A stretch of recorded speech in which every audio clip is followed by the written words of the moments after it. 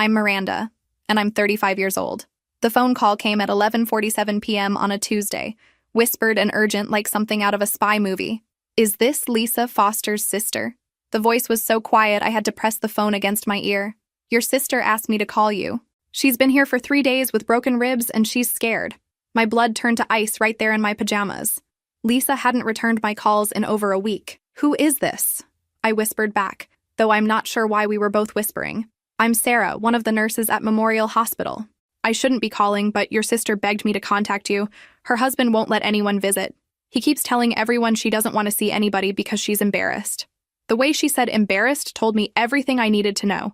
Because let me tell you, when a man uses the word embarrassed to describe his wife's injuries, what he really means is guilty as charged. Where exactly is she? I asked, already throwing on clothes with one hand. But then I heard footsteps approaching in the background, and the line went dead faster than my patience with men who think they own women. Where are you watching from today? Drop your location in the comments below, and hit that like and subscribe button if you've ever felt that gut-wrenching fear when someone you love goes silent. You'll definitely want to stick around for what happened next. Now, let me back up and tell you how we got to this delightful situation. Lisa and I are identical twins, and when I say identical, I mean identical. Same height, same build, same annoying habit of biting our nails when we're nervous. Even our mother mixed us up until we were teenagers, which should tell you something about maternal attention in our household. The only difference between us is a tiny scar on my left eyebrow from when I face planted off my bike at 7 years old, trying to show off for Tommy Richardson. Worth it, by the way. Tommy was very impressed by the blood. Lisa and I used to switch places constantly as kids. Classic twin stuff, really. Take each other's tests. Cover for each other when one of us was grounded. The usual shenanigans. We were partners in crime until life got complicated, and we both grew up. Lisa met her charming husband Marcus 3 years ago at her job as a dental hygienist. And when I say charming, I mean the kind of charming that sets off every alarm bell in a woman's head if she's paying attention. Unfortunately, Lisa wasn't paying attention. She was paying attention to his BMW and his smooth talk about wanting to take care of her. Red flag number 1. Any man who talks about taking care of you before he's proven he can take care of himself is planning to manage you, not love you. Marcus had all the classics in his playbook. He didn't think she needed to work after they got married because he wanted to provide for her. He had strong opinions about her friends being negative influences. He thought family dinners were drama, and she was too attached to me. But Lisa brushed off my concerns like lint off a sweater. He's protective, she'd say with that dreamy look women get when they mistake control for love. It's sweet how much he cares. Sweet. Right. About as sweet as poison in your morning coffee. The isolation happened so gradually that Lisa didn't even notice it was happening. First, she stopped coming to our weekly sister dinners because Marcus had planned something special. Then she stopped answering her phone during the day because Marcus didn't like her being distracted when he came home from work. Eventually, our conversations became these weird, stilted things where she sounded like she was reading from a script with someone standing over her shoulder. Which, as it turned out, was exactly what was happening.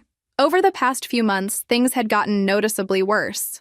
Lisa started making excuses about bruises that would make a creative writing teacher weep. I'm so clumsy lately. She'd laugh nervously while tugging at her sleeves, walked right into the coffee table again. That coffee table was apparently more dangerous than a UFC fighter having a bad day. 2 weeks ago, she'd called me crying. Through the tears, she managed to tell me she'd asked Marcus for a divorce. The line went quiet after that, and when she finally spoke again, her voice was different. Flat. Dead. Never mind, she said. I was being dramatic. Everything's fine. Everything's fine. The universal code for everything is absolutely not fine, but I'm too scared to say it out loud. That was the last real conversation we had. Until tonight's whispered phone call from a nurse with more courage than most people have in their entire bodies.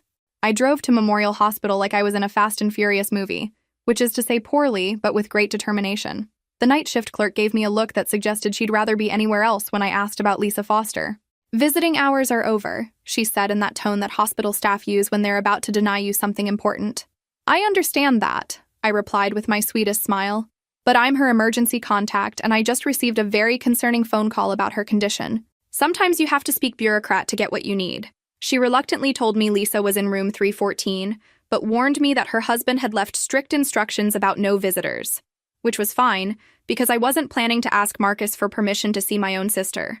I took the elevator to the 3rd floor, my heart pounding like I'd just run a marathon in heels. The hallway was dimly lit with that eerie hospital lighting that makes everything look like a crime scene, which was unfortunately appropriate. Room 314 was at the end of the hall, and through the small window in the door, I could see someone sleeping in the bed.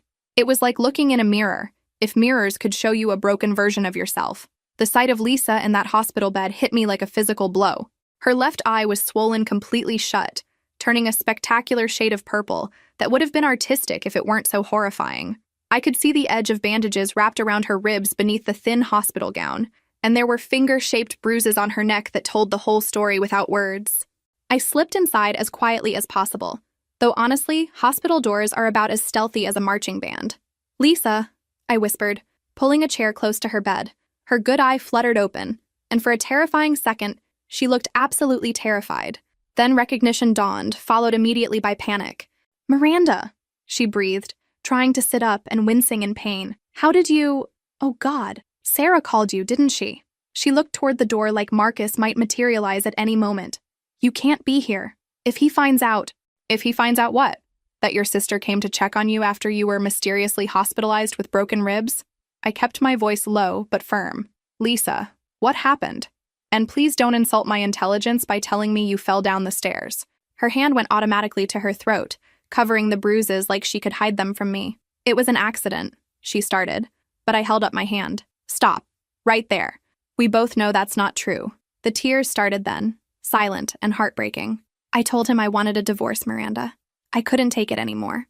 The constant watching, the criticism, the way he makes me feel like I'm slowly disappearing." She touched her ribs gingerly.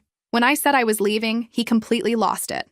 "Okay, we're getting you out of here," I said, my mind already racing through logistics. "When are they releasing you?" "Tomorrow morning." "But Miranda, I can't go home.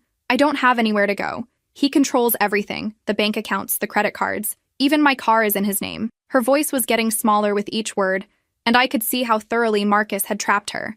That's when the idea hit me. It was absolutely insane, possibly illegal, but it might just work. And honestly, at this point, conventional wisdom had clearly failed my sister. "You're coming to stay with me," I said. "But first, we're going to make sure Marcus gets exactly what's coming to him." Lisa looked confused. "What do you mean?" I leaned closer, lowering my voice to barely a whisper.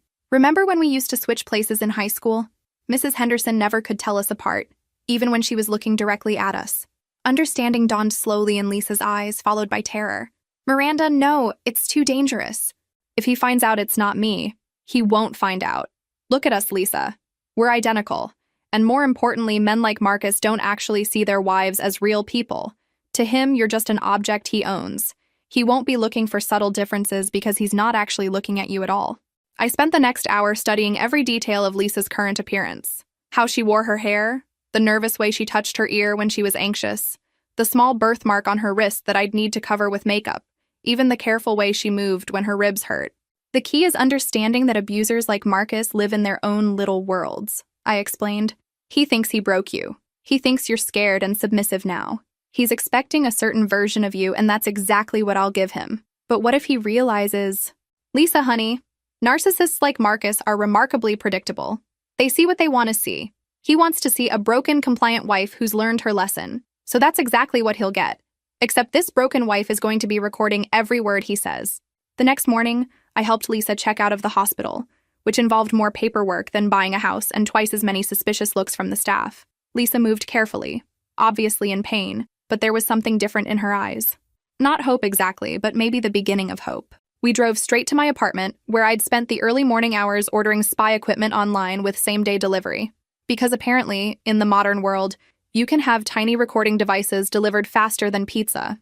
"The first few days will be crucial," I explained, showing Lisa the surveillance equipment that looked like something out of a spy movie. "I need to learn his patterns, document his behavior, and most importantly, get him to incriminate himself on tape." Lisa stared at the tiny recording devices. "This is really happening, isn't it?" "Oh, it's happening all right.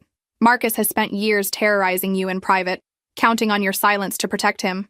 Well, surprise, he picked the wrong victim this time." I smiled, and it wasn't a nice smile. He has no idea he's about to face someone who fights back. That evening, I prepared to enter enemy territory. I'd practiced Lisa's walk, her posture, even the way she held her shoulders slightly hunched when she was nervous. I'd studied photos of her with Marcus, noting how she looked at him, how she positioned herself in relation to him. The key to a successful impersonation isn't just looking like someone, it's understanding their psychology.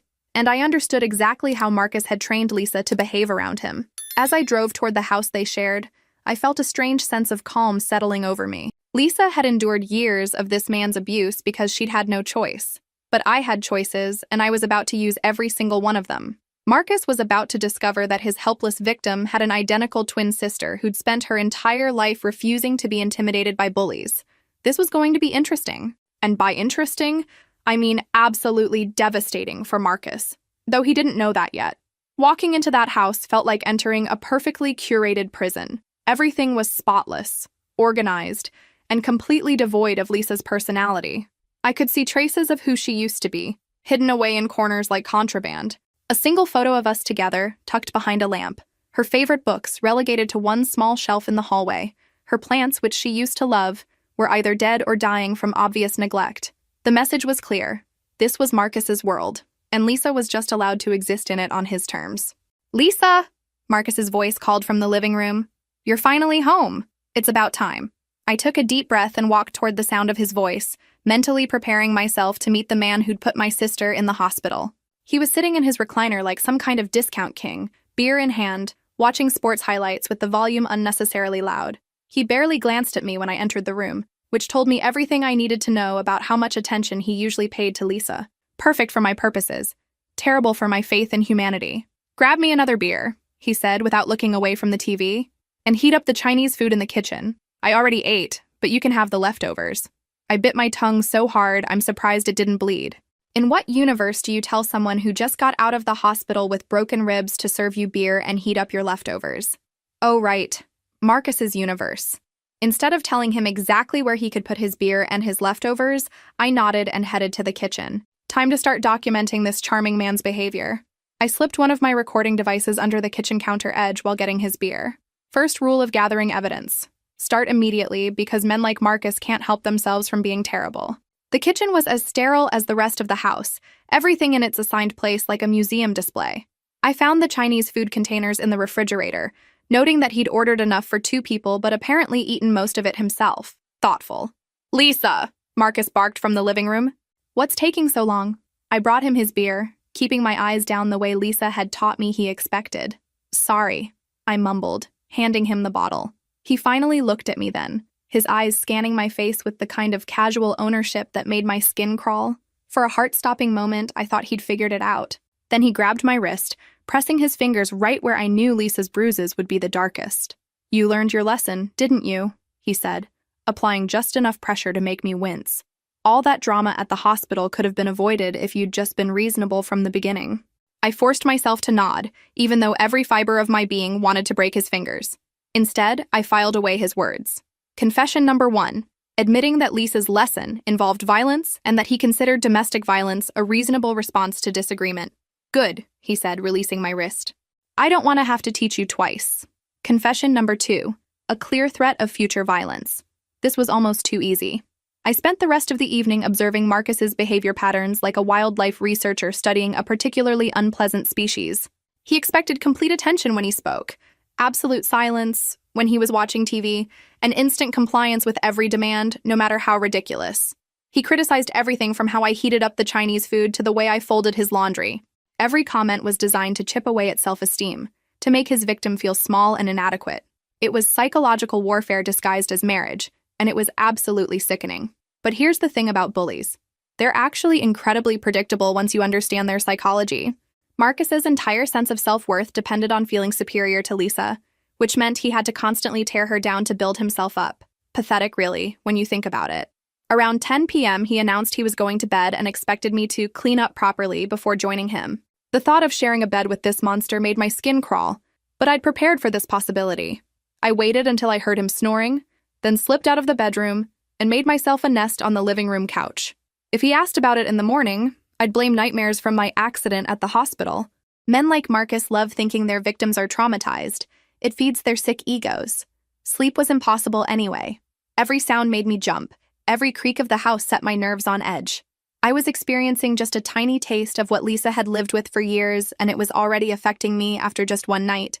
I used the quiet hours to plant more recording devices around the house, The kitchen, where Marcus seemed to do most of his verbal abuse. The living room, where he held court like some twisted monarch. Even the bedroom in case he said anything incriminating while he thought Lisa was asleep. By morning, Marcus's house was more thoroughly bugged than a mob boss's office. And unlike Lisa, I wasn't going to suffer in silence. Every threat, every cruel comment, every moment of his true character was going to be documented and preserved for posterity. Marcus Hendricks was about to learn that his days of terrorizing women in private were over. He just didn't know it yet. And honestly, I was looking forward to being the one to teach him that lesson. Marcus woke up in his typical charming fashion, demanding coffee and immediately launching into criticism mode. "I see you abandoned me again last night," he said, eyeing the blanket and pillow I'd used on the couch. "Still being dramatic about your little accident, I see." Little accident. The man had put his wife in the hospital with broken ribs, and he was calling it a little accident. The audacity was almost impressive, in a completely horrifying way. "Sorry," I mumbled, playing the part of the apologetic wife while mentally cataloging his words. "I had nightmares." "Well, you need to get over it," he said dismissively. "I'm not going to baby you forever, Lisa. Life goes on." I nodded and started making his coffee exactly the way Lisa had instructed me. Black, 2 sugars, in his favorite mug that proclaimed him world's best husband. The irony was so thick you could cut it with a knife, though I suspected Marcus was too dense to appreciate it. As I moved around the kitchen, I made sure to trigger the recording devices I'd planted the night before. Every condescending comment, every casual cruelty was being captured for posterity. Future prosecutors were going to have a field day with this material. "I want this house spotless by the time I get home tonight," Marcus announced, pulling out a handwritten list that would have made a drill sergeant weep. "And I mean spotless, Lisa. I'll be checking." I stared at the list. Deep clean the bathroom, vacuum every room, dust every surface, reorganize the pantry, wash all the windows, do laundry, grocery shop, and somehow find time to prepare a 3-course dinner, all while supposedly recovering from broken ribs. "This seems like a lot for someone who just got out of the hospital," I said carefully, testing how he'd react to the mildest pushback. His expression darkened immediately, like storm clouds gathering. "Are you questioning me? After what happened this week, I'd think you'd be eager to prove you can handle your responsibilities." "After what happened? Not after your accident, or after you got hurt. After what happened like it was some mysterious natural disaster instead of him beating his wife unconscious." "Of course not," I said quickly. "I'll get everything done." "Good. I'm glad we understand each other." He grabbed his keys and briefcase, then paused at the door. "Oh, and Lisa, my mother is coming for dinner Sunday. I expect you to make that roast she likes, and I expect you to be pleasant.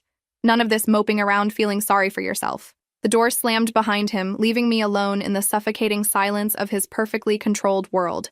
I counted to 30, then let out a breath I didn't realize I'd been holding. Finally, I could drop the act and think clearly. I spent the morning doing just enough of Marcus's ridiculous cleaning list to make it look like I'd tried, while focusing on more important tasks, like searching his home office for incriminating evidence. Marcus was the type of man who kept everything, probably because control freaks love documentation.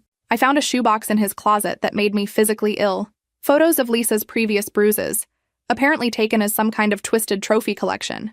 Text messages he'd screenshotted where she'd apologized for things that weren't remotely her fault. Most disturbing was a handwritten list titled, "Lisa's Areas for Improvement." Reading it was like getting a masterclass in psychological abuse. Stop being so sensitive. Learn to accept feedback gracefully. Reduce contact with family. Remember who provides for this household. Each item was a weapon designed to chip away at Lisa's sense of self, until she believed she was lucky to have him. It was systematic, methodical, and absolutely evil. I photographed everything, my hands shaking with rage. This wasn't just domestic violence, it was a calculated campaign to destroy another human being's spirit. But the real treasure trove was his laptop. Marcus was the kind of man who saved every password in his browser, probably because he'd never imagined anyone would dare invade his private sanctuary. I found email threads with his buddies where he bragged about keeping Lisa in line. I found Google searches for articles about asset protection during divorce proceedings. Most damning were his internet searches from the night he'd put Lisa in the hospital. How to explain broken ribs. Domestic violence laws in Ohio. Can wife file for divorce without access to funds? He'd been planning his defense before Lisa's swelling had even gone down. I copied everything to a secure cloud account, then went through his financial records. The picture that emerged was of a man who'd been systematically stealing Lisa's independence. Her savings account, her small inheritance from our grandmother, even her car title had all been transferred to his name only. Around noon, His mother, Patricia, called. I almost didn't answer, but then realized this could provide valuable intelligence about the family dynamics that enabled Marcus's behavior. Lisa, dear, came the voice of a woman who'd clearly mastered the art of passive-aggressive concern. Marcus told me about your little tumble. I hope you're feeling better. Tumble. Of course, that's how the family was spinning it.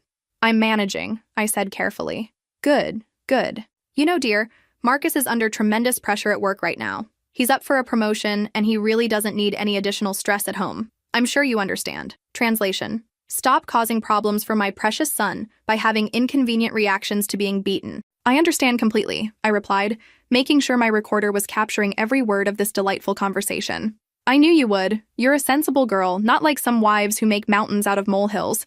Marriage requires sacrifice, dear. Sometimes that means putting your husband's needs first. By the time I hung up, I understood exactly where Marcus had learned that his behavior was acceptable. He'd been raised by a woman who believed wives existed to serve their husbands, regardless of the cost to themselves. The afternoon flew by as I documented more evidence and prepared for Marcus's return. By the time his car pulled into the driveway, I had enough material to destroy him completely, but I was just getting started. Marcus was about to spend several more days revealing his true character to someone he thought was too broken to fight back. He had no idea he was actually confessing to someone who was taking very detailed notes. Marcus came home that evening in an especially foul mood, slamming the door and immediately launching into complaints about work stress and my inadequate housekeeping. Apparently, the house I'd spent the day cleaning wasn't spotless enough for his royal standards. Did you even vacuum the living room? He demanded, running his finger along a surface that looked perfectly clean to me. And what's this? He held up a coffee mug I'd left in the sink. I thought I made it clear that I expect this house maintained properly. I wanted to suggest that if he was so concerned about housekeeping, he was welcome to pick up a vacuum himself. Instead, I apologized and rushed to rewash his precious mug, all while my hidden recorders captured his charming personality. You're pathetic, Lisa, he said, settling into his throne-like recliner. I don't know why I even bother trying to help you become a better person. You just don't seem capable of improvement. Help me become a better person. The man was rewriting history in real time, casting his abuse as some kind of self-improvement program. The delusion was almost impressive. I'm trying, I said in the small, defeated voice Lisa had learned to use around him. Are you? Because from where I sit, it looks like you're just going through the motions, hoping I'll forget about your behavior and let things go back to normal. He leaned forward, his voice taking on that dangerous edge I was starting to recognize. But there is no normal anymore, Lisa. You changed that when you decided to disrespect me and our marriage. Disrespect him. By asking for a divorce from her abuser, Lisa had apparently committed the ultimate sin in Marcus's twisted worldview. I understand, I said. Though what I actually understood was that this man was providing me with a confession that would hold up in any court in the country. Over the next hour, Marcus treated me to a detailed lecture about my failings as a wife, punctuated by increasingly specific threats about what would happen if I didn't show proper appreciation for his patience and generosity. Every word was pure gold for my evidence collection. The most revealing moment came when he started talking about my family. Your sister Miranda has always been a bad influence on you, he said, taking a long drink of beer. Always filling your head with ideas about independence and standing up for yourself. She doesn't understand marriage the way we do. Oh, Marcus, if only you knew how well Miranda understood exactly what kind of marriage this was. I don't want you talking to her anymore, he continued. In fact, I think it's time we moved somewhere new, away from all these negative influences. I've been looking at houses in other states, places where we can start fresh. Isolation, the classic abuser playbook, removing the victim from anyone who might help or support them. If I'd been the real Lisa, this would have been terrifying. As Miranda, I just saw it as more evidence of his systematic control. What about my job? I asked, testing how he'd respond. You don't need a job, Lisa. I provide for you. Your job is taking care of our home and making me happy. Isn't that enough? Apparently not, since you spend most of your time criticizing everything I do, I thought but didn't say. That night, I lay on the couch listening to Marcus snore and planning my next moves. I had enough evidence already to prove systematic abuse, but I wanted to be absolutely certain the case against him was airtight. I also wanted to understand the full scope of his control, to document every aspect of how he'd trapped Lisa so thoroughly that she'd believed she had no way out. The next morning brought more of Marcus's delightful personality. He woke up early and decided I should too, shaking me awake at 5:30 a.m. to inform me that he'd be having colleagues over for dinner that weekend and expected me to prepare an elaborate meal. I want you to make that salmon dish you made for my birthday, he said, and make sure you look presentable. These are important people, and I need them to see that I have a wife who knows how to behave properly. A wife who knows how to behave properly. Like I was a trained dog performing tricks for his business associates. Of course, I said, though internally I was noting that he apparently viewed me as a prop in his professional image rather than as an actual person. And Lisa, he added, his tone shifting to that false concern that was somehow more chilling than his outright threats. I hope you're not planning to embarrass me by mentioning your little accident to anyone. People don't need to hear about our private business. Our private business. That's what he called putting his wife in the hospital. I won't say anything, I assured him, though what I meant was that I wouldn't say anything until I said everything to exactly the right people. As Marcus left for work, I felt a grim satisfaction settling over me. He thought he'd broken Lisa's spirit so thoroughly that she'd never fight back. He thought he'd found the perfect victim, someone who'd absorb his abuse in grateful silence. What he'd actually found was someone with an identical twin sister who'd spent her entire life learning how to outwit bullies and protect the people she loved. Marcus had no idea that his perfect victim was about to become his perfect nightmare. By the third day, Marcus had settled into what I assumed was his normal routine of casual cruelty and constant surveillance. He'd started leaving little tests around the house, moving objects to see if I'd notice, checking to make sure I was following his instructions to the letter. What he didn't know was that I was conducting my own surveillance operation, and I was much better at it than he was. I'd discovered his hiding places for important documents, figured out his computer passwords, and even found the spare keys he'd hidden around the house, probably as backup in case he needed to lock me in or out. Every piece of evidence I gathered painted a clearer picture of a man who'd turned marriage into a hostage situation. The most damning evidence came from his phone records, which showed he'd been tracking Lisa's location constantly, monitoring her calls, and even accessing her social media accounts without permission. He'd turned every tool of modern technology into a weapon of control. But Marcus's biggest mistake was thinking that broken ribs had somehow fixed what he saw as Lisa's attitude problem. He'd become careless, saying things out loud that he probably usually kept to himself, confident that his victim was too scared and isolated to ever use his words against him. "You know what your problem was, Lisa?" he said over dinner, cutting into his steak with more force than necessary. "You thought you were my equal. You thought marriage was some kind of partnership where you got to have opinions and make demands." I nodded, playing the part of the chastened wife while my recording device captured every word of his charming worldview. "But that's not how marriage works," he continued, warming to his subject. "I'm the man. I make the decisions, I provide the income, I set the rules. Your job is to support me and make my life easier. When you understand that, everything will be fine between us. When you understand that." As if accepting complete subjugation was some kind of enlightenment rather than the destruction of Lisa's personhood. "I understand now," I said quietly. "Do you? Because I'm not convinced. You're still too tense, still watching me like you're afraid of me." He smiled, and it was the most disturbing expression I'd ever seen on a human face. "You should be afraid of me, Lisa. A little fear keeps women honest. A little fear keeps women honest." I almost choked on my food. This man was providing me with quotes that would be featured in domestic violence training seminars for years to come. "I learned my lesson," I said, using the phrase he'd used that first night.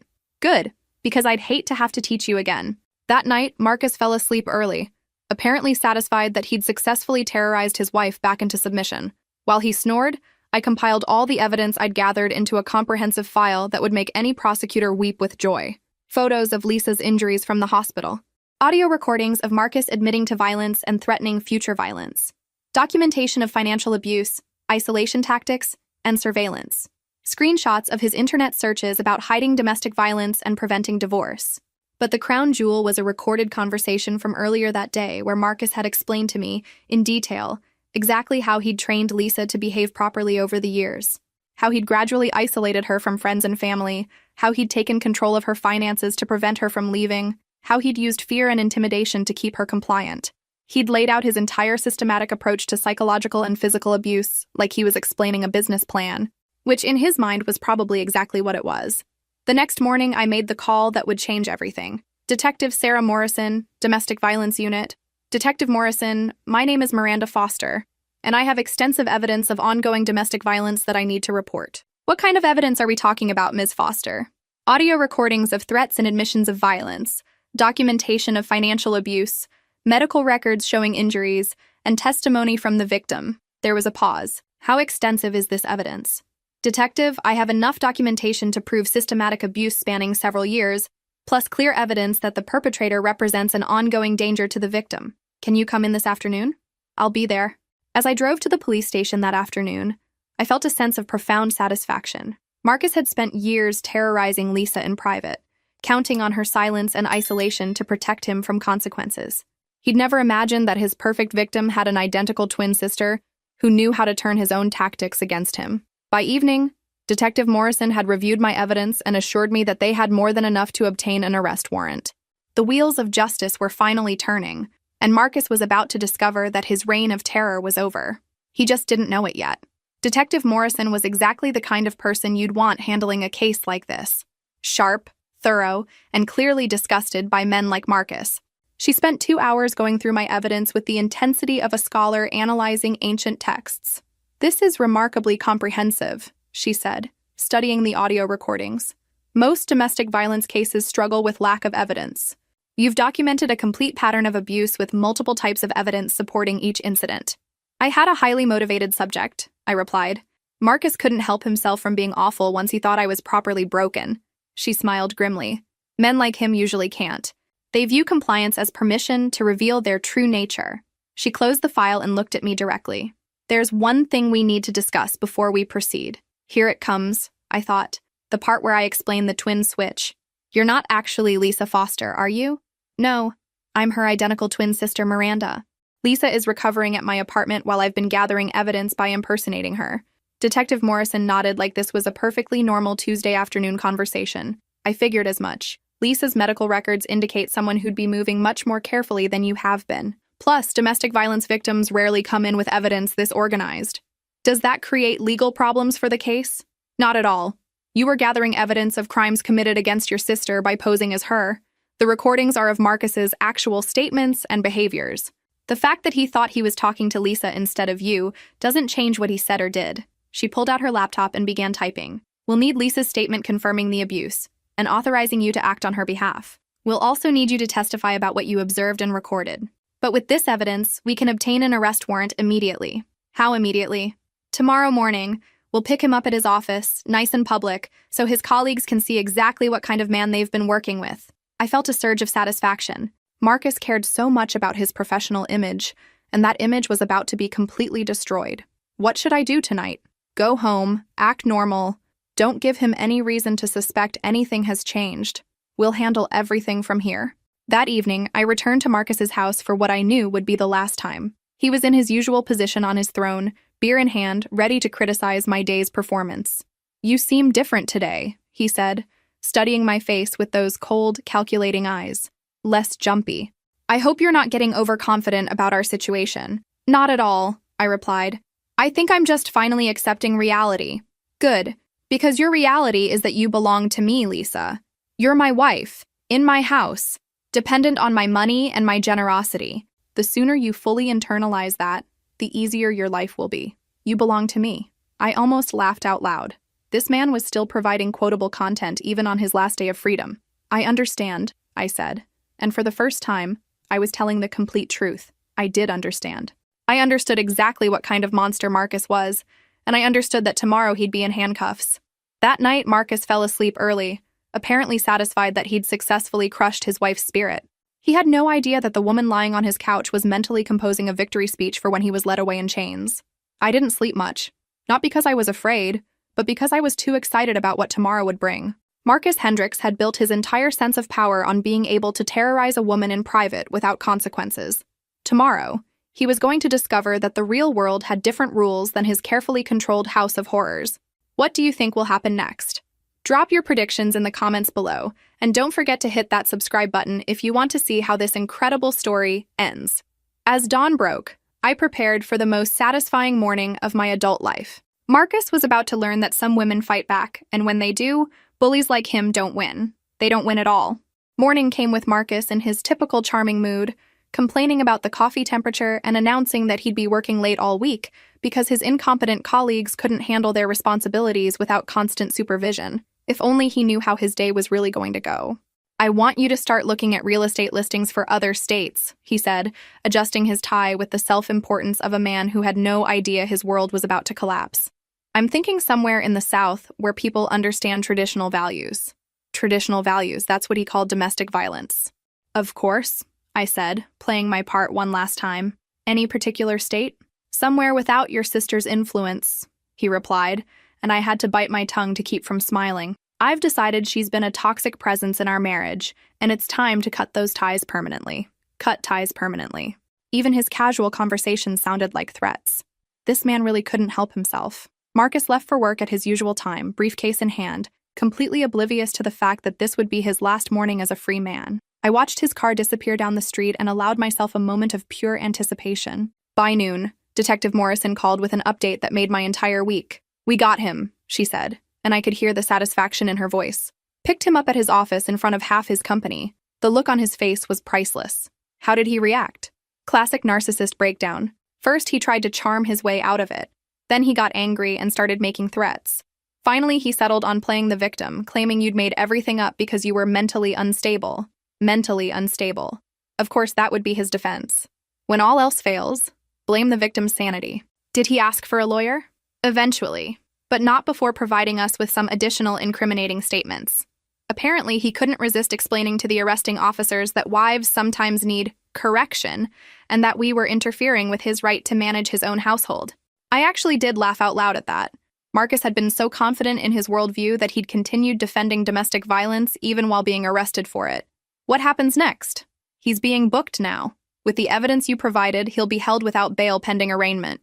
The charges are serious, and given the documented pattern of escalating violence, the judge will consider him a flight risk. That afternoon, I drove to my apartment to reunite with Lisa and tell her that her nightmare was finally over. I found her sitting by the window, still moving carefully, but looking more like herself than she had in years. "It's done," I told her. "Marcus has been arrested. He's in jail, and he's not coming out anytime soon." The relief on her face was worth every terrifying moment I'd spent in that house. For the first time in years, Lisa smiled without fear. "I can't believe you actually did it," she said, shaking her head. "When you first suggested the plan, I thought it was crazy. It was crazy, but sometimes crazy is exactly what the situation demands." We spent the afternoon with Lisa's attorney, Margaret Chen, a no-nonsense woman who specialized in domestic violence cases and divorce law. Margaret reviewed the evidence with professional admiration. "This is the most comprehensive documentation of systematic abuse I've ever seen," she said. "Most victims struggle to prove their cases because abusers are careful to maintain plausible deniability. You've eliminated that completely." "What are we looking at in terms of charges?" I asked. "Multiple felonies, aggravated assault, criminal harassment, financial fraud, and possibly stalking charges depending on how far back his surveillance goes. He's looking at significant prison time." Lisa was quiet during most of the legal discussion, processing the reality that her abuser would actually face consequences for his actions. In her world, Marcus had been untouchable, too clever and careful to ever be caught. "Will I have to see him again?" she asked quietly. "Not if you don't want to," Margaret assured her. "With the evidence Miranda gathered, this case will likely end in a plea deal. Marcus's attorney will advise him to avoid trial rather than have all his recorded confessions played for a jury." That evening, Lisa and I sat in my living room, sharing takeout Chinese food and marveling at how much had changed in just 1 week. "I keep expecting him to walk through the door," Lisa admitted. 3 years of living in fear doesn't disappear overnight." "It will take time," I said. "But Lisa, you're free now. Really, truly free to make your own decisions about your life. What do you think I should do first?" "Whatever makes you happy. You've spent years having every choice made for you. Now you get to choose everything." As if on cue, her phone buzzed with a text from David, the paramedic she'd met during one of her previous hospital visits.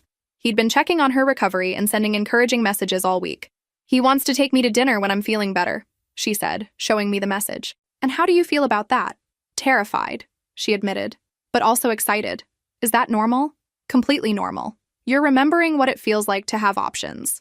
That night, I fell asleep on my own couch while Lisa took my bed, both of us finally able to rest without fear. Marcus was behind bars, his carefully constructed world of control and terror reduced to rubble. Tomorrow would bring arraignment hearings and legal proceedings, but tonight, justice had been served with a side of poetic irony. Marcus had spent years believing he was smarter than everyone around him, especially the women he chose to abuse. He'd never imagined that his perfect victim had an identical twin sister who was more than smart enough to turn his own tactics against him. The arraignment was scheduled for Friday morning, and Marcus's attorney had already reached out asking about plea negotiations. Apparently, when faced with hours of recorded confessions and comprehensive documentation of systematic abuse, even high-priced lawyers recognize a losing battle.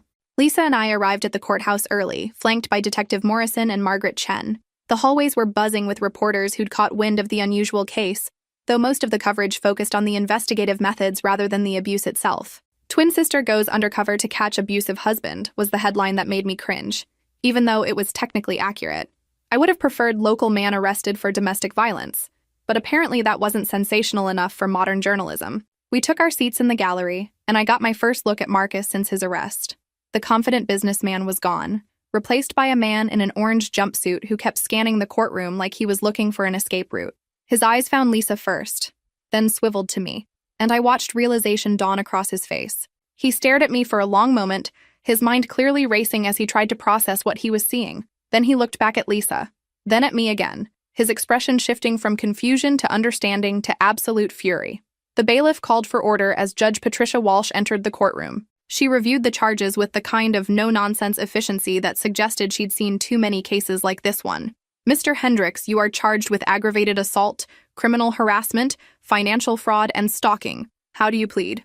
Marcus's attorney leaned over to whisper something, but Marcus wasn't listening. He was still staring at Lisa and me with that expression of shocked rage, his brain finally putting together exactly how thoroughly he'd been outplayed. "Mr. Hendricks?" the judge prompted. "Not guilty," he said finally, his voice tight with barely controlled anger. The prosecutor, Assistant District Attorney Jennifer Santos, began outlining the state's case.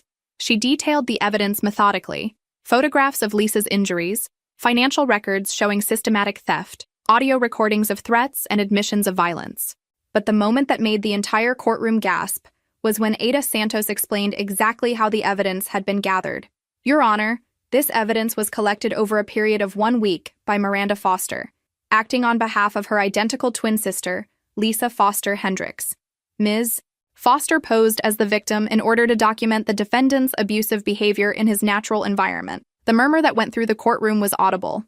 Marcus's head snapped up, his eyes darting between Lisa and me as the full scope of what had happened finally sank in. "During this week," Ada Santos continued, "the defendant made numerous threats against what he believed to be his wife, admitted to previous violence, and detailed his methods for controlling and isolating the victim." Marcus's attorney objected, claiming entrapment, but Judge Walsh shut that down quickly. "Counselor, your client wasn't entrapped into revealing his character.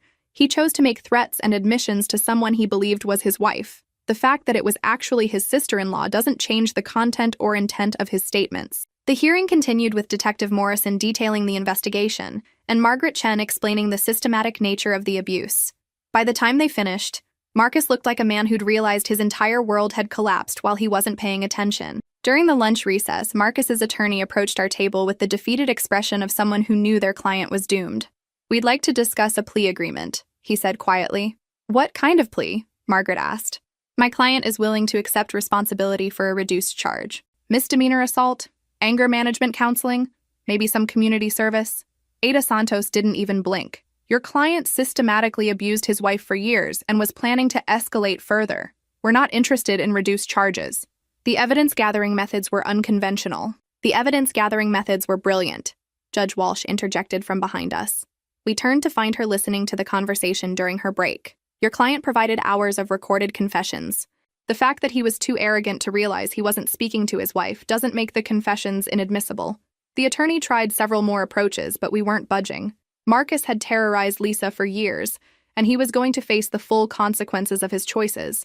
When court reconvened, the judge set a trial date for the following month, though everyone in the room knew it would never reach trial. Marcus's case was hopeless, and his attorney would eventually convince him to accept whatever plea deal he could get. But the most satisfying moment came at the very end of the hearing, when Marcus was being led back to his holding cell. He looked directly at me and mouthed the words, "You bitch." I smiled and gave him a little wave. Poor Marcus. He'd spent years believing he was the smartest person in every room, especially when that room contained women he thought he could control and intimidate. He'd never considered the possibility that his victim might have an identical twin sister who was more than capable of beating him at his own game. As we left the courthouse that afternoon, Lisa seemed lighter somehow, like a weight she'd been carrying for years had finally been lifted from her shoulders. "Is it really over?" she asked. "The legal case is just beginning," I replied. "But yes, it's over for you. Marcus will never hurt you again. That evening, we celebrated with wine and terrible reality TV, reveling in the simple pleasure of making noise without worrying about disturbing an abusive man's sleep. Marcus was spending his first night in jail, probably lying awake wondering how his perfect system of control had been so thoroughly destroyed. I hoped he was having trouble sleeping. He deserved every moment of discomfort coming his way. The trial was set to begin on a Monday morning in early October, but Marcus's attorney called over the weekend to request an emergency meeting. Apparently, 3 months in jail had given Marcus time to reconsider his position on plea negotiations. We met at Ada Santos's office, a cramped space filled with case files and the kind of fluorescent lighting that makes everyone look guilty of something. Marcus's attorney, James Wright, looked like a man who'd aged a decade in 3 months. My client would like to revisit the possibility of a plea agreement, Wright began carefully. What's he offering? Santos asked, though her tone suggested she wasn't optimistic about whatever Marcus had come up with. Guilty plea to simple assault. 2 years probation, anger management classes, and a permanent restraining order. I almost laughed out loud. After months of evidence compilation, Marcus thought he could plead down to essentially a slap on the wrist. Your client put my sister in the hospital with broken ribs, I said calmly. He systematically stole her money, isolated her from family, and made detailed threats about future violence. You think that's worth 2 years probation? Wright shifted uncomfortably. My client acknowledges that emotions ran high during their marital difficulties. Emotions ran high? Lisa spoke for the first time since we'd sat down.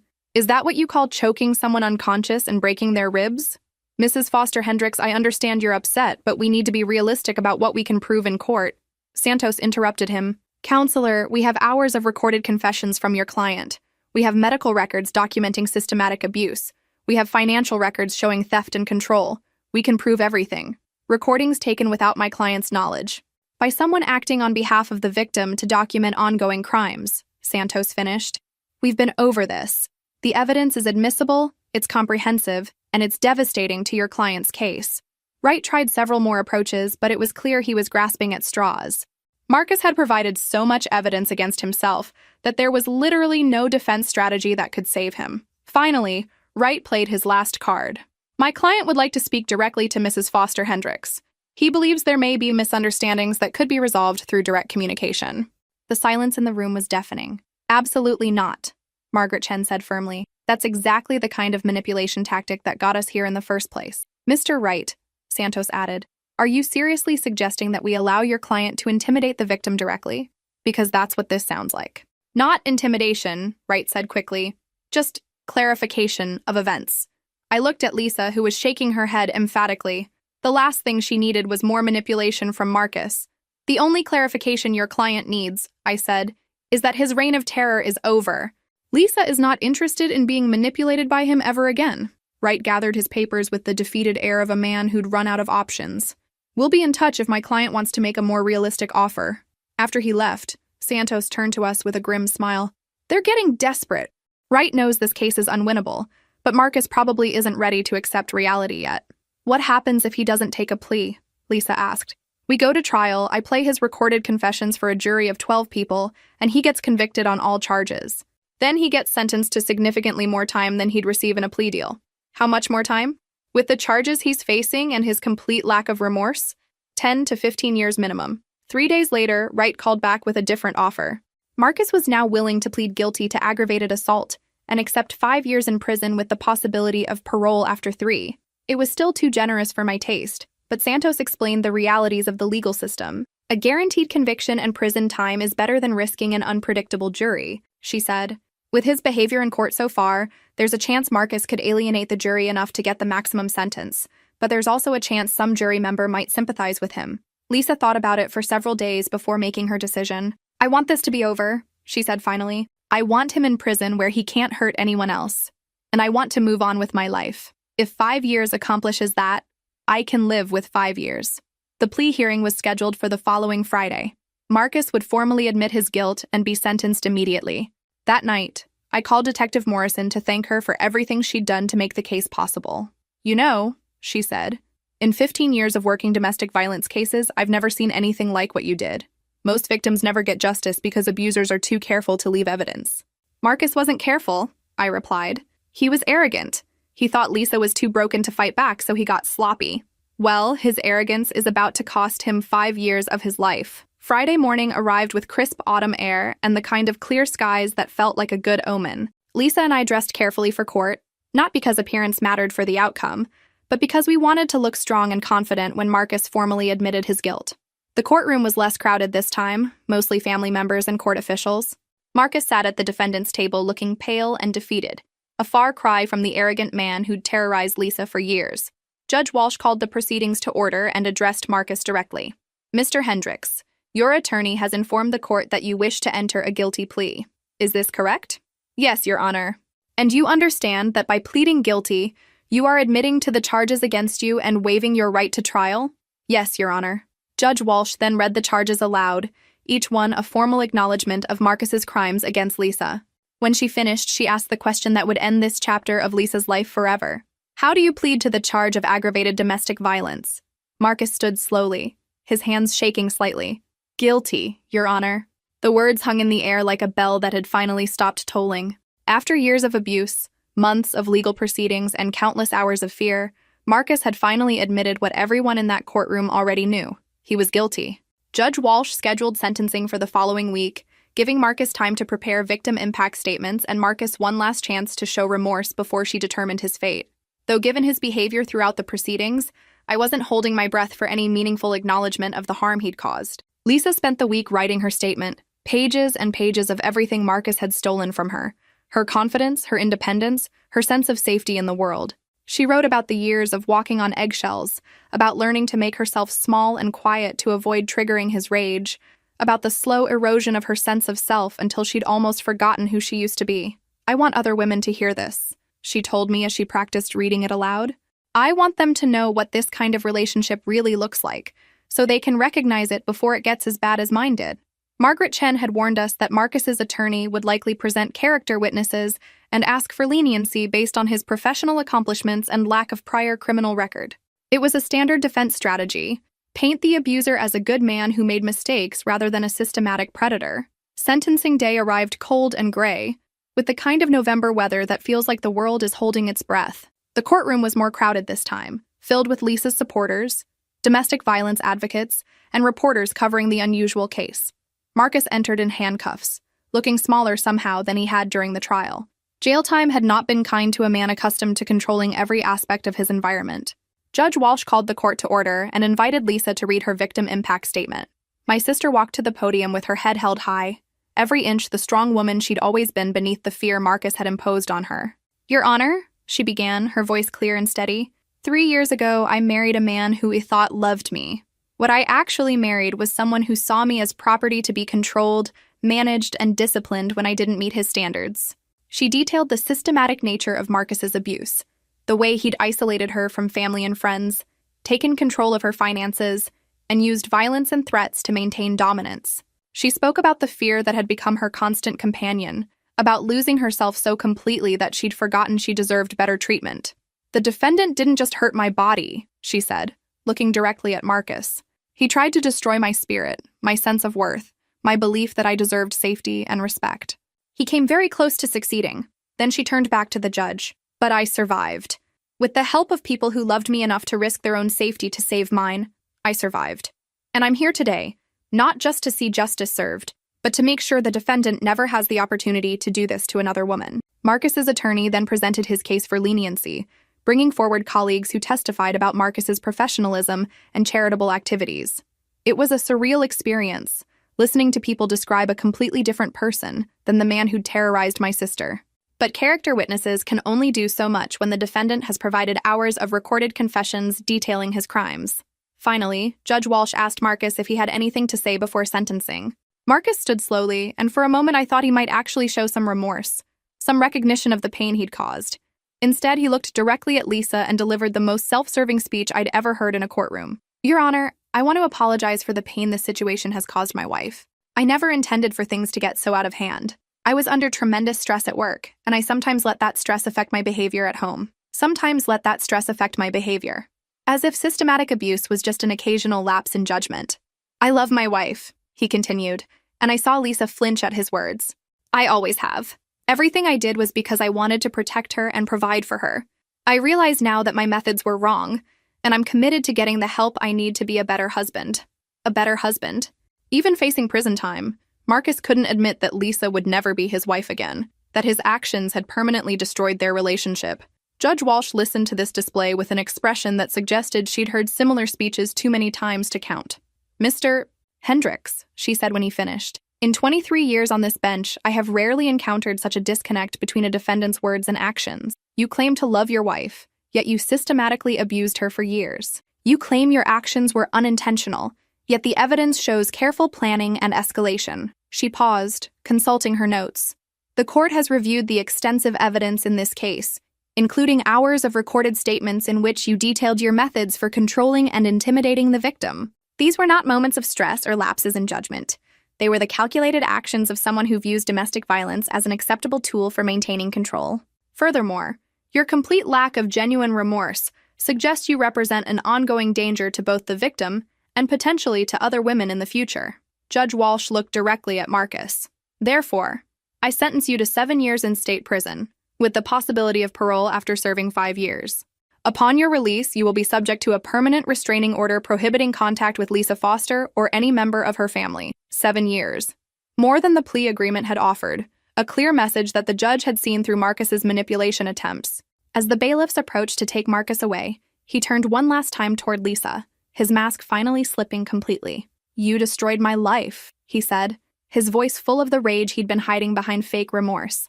Lisa stood up and looked him directly in the eyes. "No, Marcus, you destroyed your own life. I just made sure there were consequences." It was the perfect response, delivered with the kind of quiet strength that showed exactly how much she'd healed since escaping his control. Marcus was still protesting as they led him away, his voice echoing down the hallway until the heavy doors cut it off. The courtroom erupted in quiet conversations and the rustling of papers, but all I could hear was the sound of justice finally being served. Outside the courthouse, we faced a small crowd of reporters asking questions about the case and its implications for other domestic violence victims. "Do you have any advice for women who might be in similar situations?" one reporter asked Lisa. She thought for a moment before answering. "Trust yourself. If something feels wrong, it probably is. And reach out for help, even if you're scared. There are people who will believe you and fight for you." "Any regrets about how you handled the situation?" another reporter asked me. "Only one," I replied. "I wish I'd figured out what was happening sooner." As we walked to our car, Lisa was quiet, processing the end of a chapter that had defined her life for 3 years. "How do you feel?" I asked. "Free," she said simply. "For the first time in years, I feel completely free." Marcus would spend the next 5 to 7 years in prison, learning what it felt like to have someone else control every aspect of his daily life. The irony was almost poetic. Lisa was starting a new job the following week, had moved into her own apartment, and was cautiously dating a paramedic named David who treated her with the kindness and respect she'd forgotten she deserved. Justice had been served, but more importantly, my sister had reclaimed her life. 2 years later, I was sitting in the audience of a domestic violence awareness conference, watching my sister address a room full of advocates, law enforcement officers, and survivors. The woman speaking from the podium bore little resemblance to the broken person I'd helped escape from the hospital that night. This Lisa was confident, articulate, and passionate about helping other women recognize and escape abusive situations. She'd become a sought-after speaker on the topic of systematic abuse and evidence documentation, sharing our story with audiences across the country. "The most important thing to understand about abusive relationships," she was saying, "is that they don't start with violence. They start with control disguised as love. By the time the physical abuse begins, the victim's support system has often been eroded and their financial independence eliminated." She clicked to a slide showing statistics about domestic violence reporting and prosecution rates. Most cases never result in convictions because abusers are careful to maintain plausible deniability. They commit their crimes in private, then present themselves as loving partners in public. The legal system requires evidence, and evidence is exactly what abusers work hardest to prevent. A hand went up in the audience. "How did you manage to gather such comprehensive evidence in your case?" Lisa smiled. "I had help from someone who wasn't afraid of my abuser because she'd never been conditioned to fear him. My sister Miranda was able to see the situation clearly and act strategically because she wasn't trapped in the psychology of victimization." After the presentation, we met for lunch at Lisa's favorite restaurant, a little place near her apartment where she'd become a regular. The transformation in her life was remarkable. She'd not only survived Marcus's abuse, but channeled that experience into meaningful work helping other women. "I got a letter from Marcus's parole officer yesterday," she mentioned casually over salad. "Oh?" I tried to keep my tone neutral, though any mention of Marcus still made me protective. He's been denied early parole. Apparently, his behavior in prison hasn't shown the kind of remorse and rehabilitation the parole board looks for. I wasn't surprised. Men like Marcus don't suddenly develop empathy and self-awareness just because they're locked up. They usually just get better at hiding their true nature. How do you feel about that? I asked. Relieved, Lisa admitted. I know he can't hurt me anymore regardless, but knowing he's still locked up makes it easier to sleep at night. And how are things with David? Her face lit up at the mention of her boyfriend. They'd been together for over a year now, taking things slowly and building a relationship based on mutual respect and genuine affection. Good. Really good. He's been incredibly patient with all my baggage, and he's never once made me feel like damaged goods. She paused, smiling. We're talking about moving in together. That's wonderful. You deserve someone who treats you well. We both do. Speaking of which, how are things with Detective Morrison? Sarah and I had been together for 18 months, and it was the healthiest relationship I'd ever had. She understood my protective instincts because she shared them, and we'd built something strong and stable together. She asked me to move in with her, I said, grinning at Lisa's excited expression. Miranda, that's huge. What did you tell her? I told her yes, obviously. Life's too short to waste time being careful when someone wonderful wants to share theirs with you. We spent the rest of lunch making plans for Lisa's upcoming move and my own relationship milestone. It was such a normal, happy conversation between sisters, the kind we'd been having all our lives before Marcus had tried to steal Lisa's voice. That evening, I drove past the house where Lisa had lived with Marcus, something I did occasionally just to reassure myself that chapter of our lives was really over. The house had been sold, and new owners had painted it a cheerful yellow and planted flowers in the front yard. It looked completely different, like the site of old trauma had been transformed into something bright and welcoming. My phone rang as I was driving home. Lisa's name appeared on the screen. I forgot to thank you, she said when I answered. For what? For being brave enough to do something crazy when crazy was exactly what the situation needed. For risking your safety to save mine. For showing me that I was worth fighting for when I'd forgotten that myself. Lisa, you don't need to thank me. You're my sister. There's nothing I wouldn't do to protect you. I know, but I needed to say it anyway. After we hung up, I reflected on how much had changed since that whispered phone call from a brave nurse 2 years ago. Marcus was in prison, Lisa was thriving, and both of us had found love with people who treated us with respect and kindness. If this story resonated with you, make sure to like and subscribe for more incredible true stories of survival, justice, and the unbreakable bonds between sisters. And remember, if you or someone you know is in an abusive situation, help is available. You are not alone, and you are stronger than you know. The phone call that started everything had come at 11:47 p.m. on a Tuesday night, a whispered plea from a nurse who risked her job to help a stranger. But the real story began the moment Lisa and I decided that some battles are worth fighting, no matter how dangerous they might be. Marcus had counted on his victim being too broken, too scared, too isolated to fight back. He'd built his entire system of control on the assumption that Lisa would suffer in silence rather than risk his wrath. What he'd never counted on was Lisa having an identical twin sister who'd spent her entire life learning how to outwit bullies and protect the people she loved. In the end, Marcus's greatest strength became his greatest weakness. His arrogance, his need to dominate, his compulsion to brag about his control, all of it was captured and documented by someone he never saw coming. Some people call what we did vigilante justice. I call it love in action, and I'd do it again in a heartbeat. Lisa is free, Marcus is locked away where he belongs, and justice was served with a side of poetic irony. Sometimes the good guys really do win.